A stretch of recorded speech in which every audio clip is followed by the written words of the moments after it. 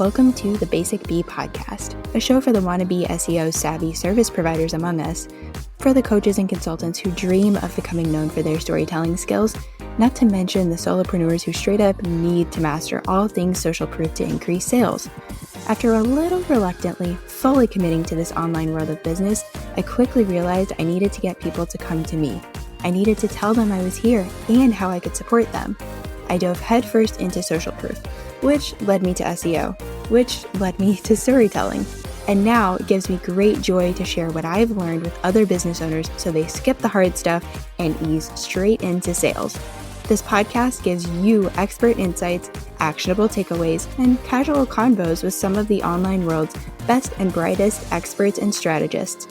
I think that's enough of an intro, so here we go. Welcome back to the short and sassy series of the Basic Bee podcast. As you know, these episodes are on the shorter side, on the actionable side, and about a variety of topics. And today I'm sharing with you 5 elements of a successful case study. So 5 elements that every single case study you write, or you have someone write, or you have me write, or whatever, any kind of case study, they need these 5 elements. So let's just get started with the first one, which is client quotes. We need to hear the story from them. We really need to focus on that and build the case study around what they've said. It's the very first thing that I tackle inside the case study training. It's the very first thing that I look at when I'm doing a done for you case study for a client. This is where the magic really lies. It lies in what they are saying. It's saving you from talking about your program or your offer or your product. You're letting this person really shine a light on your stuff. And they're going to explain it in a way that's easier for another potential client, another potential student to understand. And then like extra bonus points, because when our clients say things or when our students say things, they naturally include keywords. So we want to start here with what our clients or students are saying, because we're able to then create a story arc from that. We're then able to do SEO keyword research with that and then write the case study. So you want to be looking to pull quotes from surveys that you've sent out, if it's like an offboarding survey or something like that, or even your intake forms, your email exchanges with them. Maybe you have recorded interviews with them on your podcast, in a Facebook group, something like that. Any kind of client communication, any kind of exchanges with them, look there, because you'll find some really incredible things that they've shared. And if you're doing an interview with them, first of all, if you haven't done that yet, and you, maybe get some of my resources or something. For example, I have case study interview questions that you can grab, and I'll make sure that's linked below. So if you have done an interview with your client or your student, then you can go back and review it. Make sure that you have enough information to really write a well-rounded case study featuring that person. If you haven't done a case study interview yet, then you can grab some of the resources that I have. For example, I've got an interview questions list, which I'll make sure is linked below, but you can find that on the shop on my website. So that is an option, the interview option. And then if you don't have an interview or you don't want to record an interview, you could of course use, like I said, the surveys, the emails, any kind of client communication exchanges if you're on Voxer, on Slack with them, whatever that may be for you. And then when it comes to using these client quotes, like I said, we're using them to make the story arc and to do the keyword research. But when you're putting this in the copy, you want to make a point in your copy, and then you want to use their words to support that. So here's an example from a case study that I recently wrote for a client. She hadn't taken the time to create a clear enough vision for herself. So we did that. We figured out who Randy needed to be while she was taking action on those best next steps for her executive career and life coaching business. Being on Dallas's podcast was really transformative for me. I was absolutely getting in my own way because I wanted it to be perfect before I stepped out the door. So if you're not looking at this, just know that that quote was at the very end. So we were saying something about, hey, Randy hadn't created a clear vision for herself. We did that. And then this happened on the podcast. So Randy's quote was, being on Dallas's podcast was really transformative. I was getting in my own way. I was trying to be really perfect before I launched this thing. So make your point and then use the quote from the client to support that. The second thing that is critical for any case study is to make sure that it's optimized for SEO. I've said it before and I'll say it again. SEO is extra credit for business owners. So why would you not take advantage of this strategy? The pieces are right there. And we just have to put a little thought and strategy and intention behind it in order to put the right things in those spots. So you want to do basic keyword research and then create an on-page SEO strategy with things like your SEO title and your meta description, which I've got another podcast, so I'll make sure to link that below. If you haven't downloaded the SEO basics checklist, this is going to be like a mega huge important resource for you when it comes to this point. It's simple, it's digestible, it's like very actionable, and it's so doable, and it gets faster the more and more that you do it.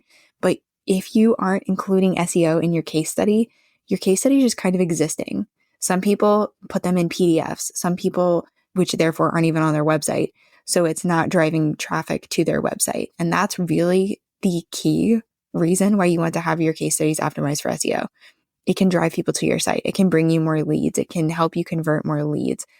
So we really want to be doing that. And it's not just any leads. If you're doing SEO correctly, you're going to get more of those warm to hot leads, not just like, oh, maybe one day I will be interested in this offer. No, we want them interested in clicking now or soon, or at least getting in your world and getting to know you from a podcast, from a blog, from an email list, something like that. But we have to use SEO in order to have those case studies go and do some marketing for us.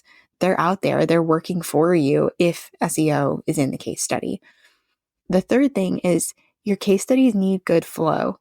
And this is where storytelling really comes in and where it really shines. And I've talked about how I don't feel like the best verbal storyteller, especially if I don't have something written out that's like pre-drafted where I can read from it or speak from it. But I made darn sure I was a good written storyteller. And that is how I came up with my PET framework, which I talk about in an earlier episode, which I will also make sure is linked below. But this is why I created it. We have this belief that we're either born as good storytellers or as not good storytellers, and that is just so not true. This is a skill that can be learned, and especially when it comes to writing, having this framework really helps you to organize the information. And when you organize the information and you add in those storytelling elements, it's going to keep someone engaged and reading down the page, reading that entire case study. Even if all they're doing is looking at the pretty pictures and reading the headlines, when we optimize the case studies for SEO, we're making use of those headlines. When we're writing with storytelling in mind, we're optimizing those headlines and the copy and the quotes and the pictures and things like that. So the PET framework has saved me. It has saved my students, and it can absolutely save you and help you harness the skill of storytelling.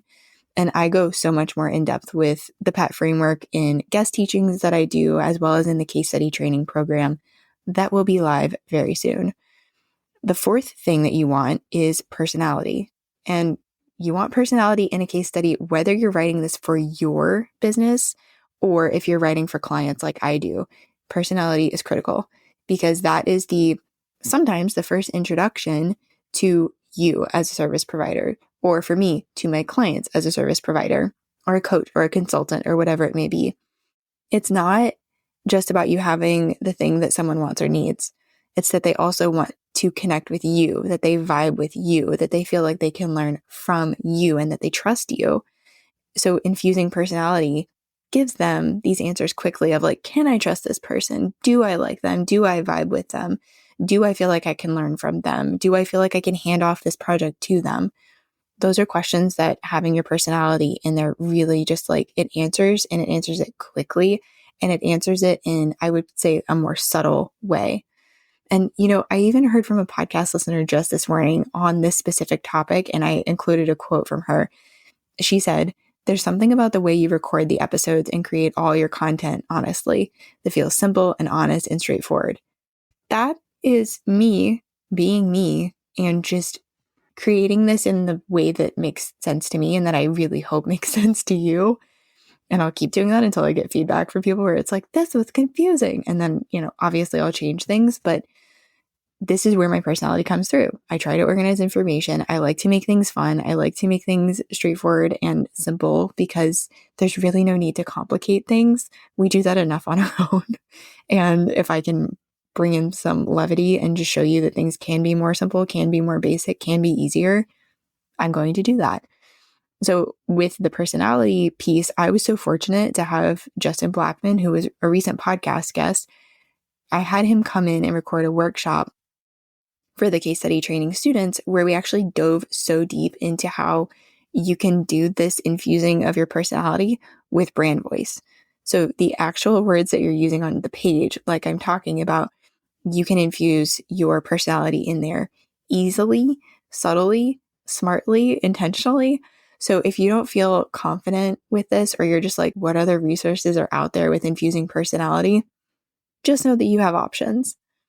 The fifth thing is that in addition to your essence or your vibe, case studies really should be written for the people that you want to attract. So that is really key. And that could even mean that if you're not thinking through that you might be featuring someone who possibly isn't the best person to feature for a case study. Maybe it's not really the ideal student that you want to have. So really be thoughtful with that. Sometimes it's easier said than done because we think we know who we're writing for, or we think we know who we want to attract, or like I'm talking about, we haven't even given that any thought and we're just like, give me some clients. I want to help people. But when you do get this clarity, so much good stuff happens. You're happier, your clients are happier, the caliber of the people you're attracting, it's just the right ones, you know? So there's even another workshop inside the case study training with Rachel Weaver, who's going to be on the podcast very soon. And I'll make sure I link that podcast episode. She shared in her workshop how we can use our human design to better understand how to use our writing and our unique design to, one, best communicate in a way that feels like us, and two, attracts those dreamy clients or students. So we've got lots of good stuff in there. And then, of course, I included a bonus because we want our pages to look good. We want our case studies to actually be attractive, be appealing. Because if someone gets to your page and it does not look visually appealing, they are not even going to stick around to look at what you've got to say. And that's just a harsh reality that we've got in 2024 and that we will have moving forward. So we're talking, what color should the buttons be? How many buttons? What pictures should you include? What do you need to know about white space and fonts? And my friend Emily Reagan came in and recorded a workshop for the case study training on this topic that is about simple best practices for good web page design. It's such a good resource. I've used it. My clients and students have used it. This is amazing, especially if you're on a tight budget, or if you just want to know the basics of how to design a clean, nice looking, functional web page. And you can take this and apply it not only to case studies, but to your other web pages, your about page, your blog posts. You can use it over there as well. And then, of course, going back to SEO in this whole like making the page look good thing, I even show clients and students how to optimize the images so they can bring in warm to hot traffic that way. Because in case you didn't know, images are the second most popular way to search on Google. People look at articles and then they often look at images, and there's even a tab there. So of course it brings in some images and videos on that main search engine results page, but there's even those tabs, which you know about, I'm sure. And if you don't know about them, go do a Google search and you'll see it's like right up there at the top. So to recap, for case studies, we want these 6 elements. We want it to be optimized for SEO. We want it to have good flow to it. And so, it's written with story so people are engaged the entire way down the page. We want your personality to be woven in there. And we want the case study written for that most ideal client or student that you want to attract. And of course, we want the page to be visually appealing as well. So with all of that, what's next? There are a few things that you could do. I've hinted at it, but if you're interested in creating case studies for yourself or even for clients, keep an eye out for the case study training program that's going to open on April 22nd, and the link will be in the show notes very, very soon. And if you maybe love the idea of case studies, but you do not want to write them, you don't have the time to write them, you don't care about writing them, you're like, please do this for me. That is a service that I offer. So that, of course, will be linked below. And very, very soon, we're going to be having some of my done for you case study clients on the show. It might even be this week. I don't remember who I am or what day it is. And then, of course, if you've got questions, come find me on Instagram. And I think I'll even drop my Voxer handle below in case you want to chat over there. So you have options, but please make sure, I implore you, make sure that these 5 elements are included on all of the case studies that you write, that you share on your website. Make sure you're sharing them. Don't just let them live on a PDF. You could do that in addition to a web page, but make sure you're putting this goodness on your website and using it to draw in and attract more of those ideal clients and students. You got this. That was really something, wasn't it? Let that really sink in and guide you toward being the answer to even more Googled questions. Thanks so much for joining me this episode. You are the reason this show exists and that it keeps growing.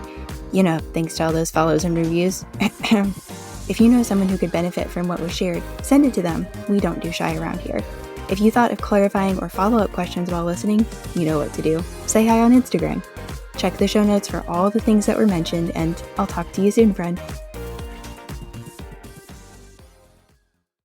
Looking for an introvert-friendly way to sell, or even just want to stop feeling so salesy? I've got just the thing for you. Case studies. Yeah, I know. I talk about them all the time, but there's a good reason for it. Case studies are the ultimate marketing resource for introverts and service providers. There's no better way to show someone the exact experience they could have working with you. They get to see themselves reflected in the story they're reading. They start to feel more connected to you and your approach, and they see the results that are possible for them too. There's absolutely no salesy feelings anywhere near case studies. You can get my exact step-by-step process, all sorts of resources, checklists, templates, video trainings, live calls with me, and so much more inside my case study training program for solopreneurs. Doors open April 22nd, and we officially kick things off on April 29th. Click the link below for all the details.